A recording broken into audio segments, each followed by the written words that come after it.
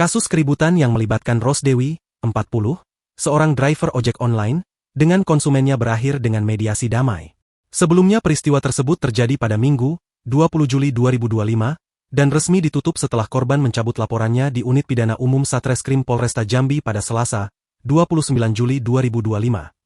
Proses mediasi berlangsung selama sekitar 2,5 jam dan dihadiri oleh kedua belah pihak, serta perwakilan dari Grab yang mendampingi Rosdewi.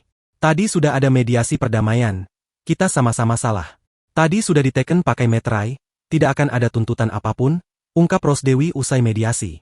Meskipun kasusnya berakhir damai, akun Grab Rosdewi masih disuspend, membuatnya terpaksa mencari nafkah dengan memulung untuk kebutuhan sehari-hari. Sesekali ada job panggilan ngojek offline. Memang ada yang bantu berupa uang dan sembako, dari Grab juga ada kasih sembako, katanya.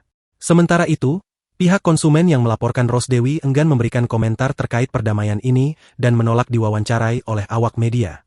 Rosdewi yang telah menjadi driver ojol sejak 2016 ini pun mengaku, ini adalah pertama kalinya ia terlibat masalah dengan konsumen.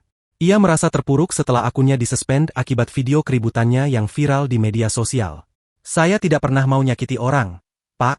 Saya cuma cari makan, katanya dengan nada sedih saat diwawancarai di kediamannya.